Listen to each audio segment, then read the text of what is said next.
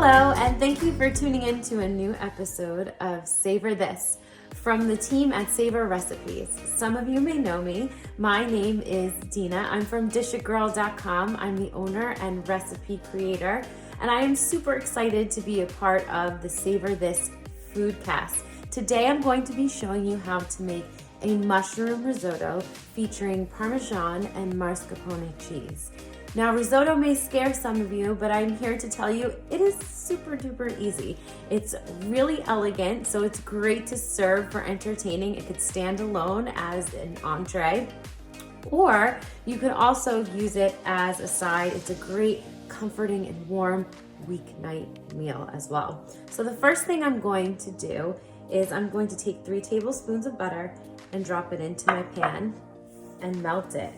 So you want to use a rather large pan with high sides for this recipe. After my butter is melted, I'm going to add in a half a cup of shallots. In some risotto recipes, you'll see a yellow onion, maybe a Spanish onion.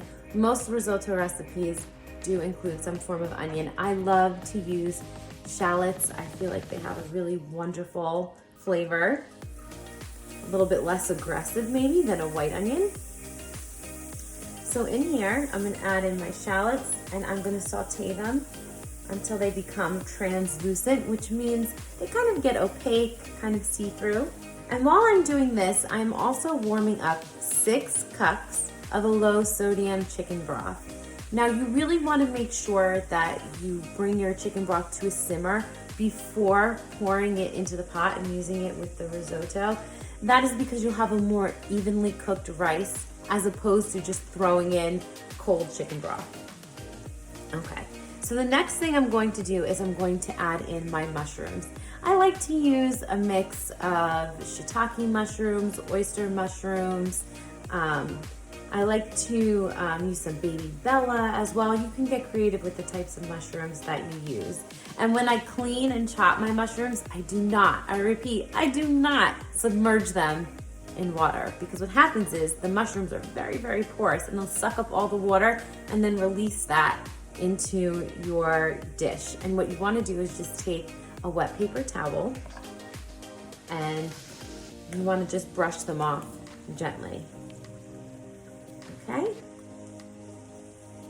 And then I'm going to add some oyster mushrooms as well. All right, I'm gonna stir that, make sure they get coated with the butter. I'm also gonna season it with a little bit of kosher salt and a little bit of ground black pepper.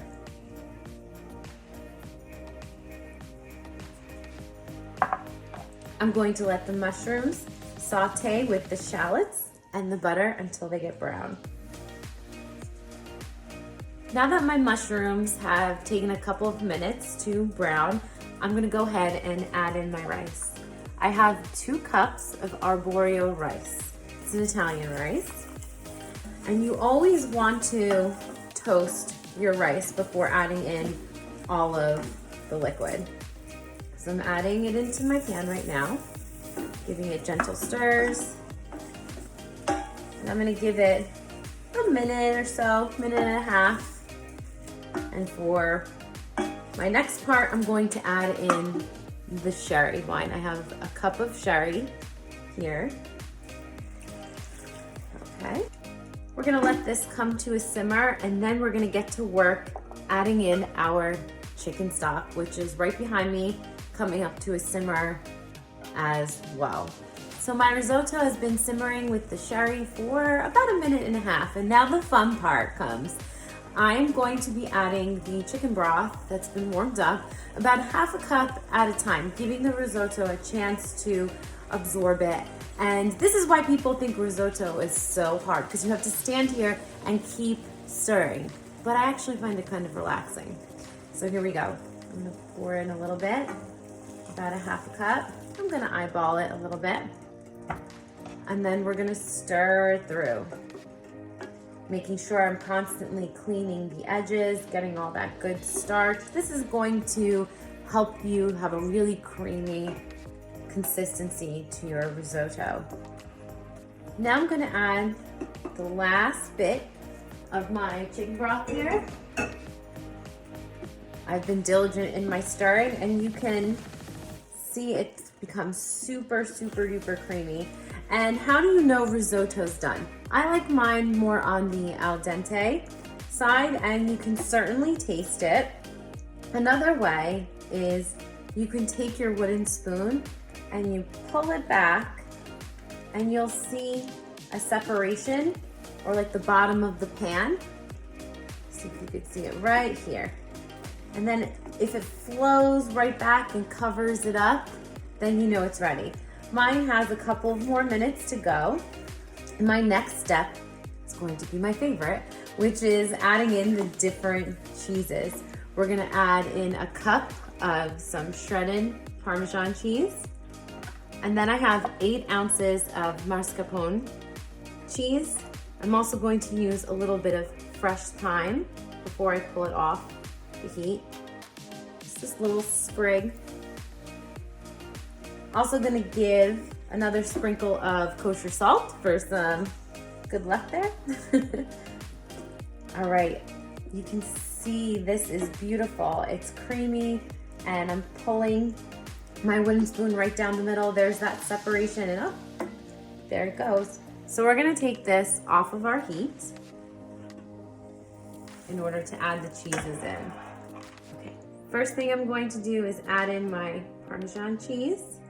And the Parmesan cheese has some saltiness and some bite to it as well. It's gonna add a really great flavor. All right, I'm also gonna leave a tiny bit back just for some garnish. Get that, it's creamy, it's cheesy.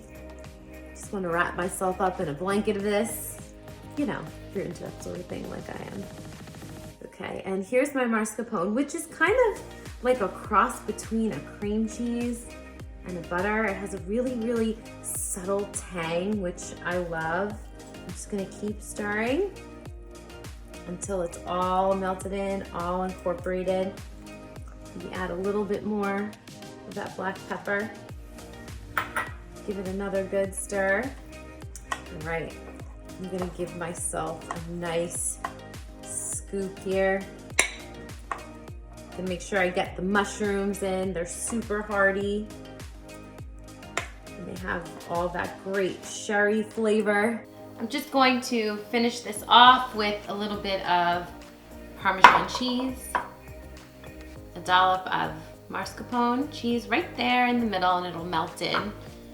And then I'm going to use a little bit of thyme over the top, give it a little bit more color. And then my favorite part, getting to taste it. This is where it's at. It is warm, it is creamy, it has a saltiness and a bite from the cheese. You can get that taste from the sherry, that light sherry taste. This is where it's at for a fall or winter bowl of comfort. Thank you so much for watching. I hope you're just as hungry as I am. I had so much fun making this recipe with you today. You can find the link to the recipe in the information in this post.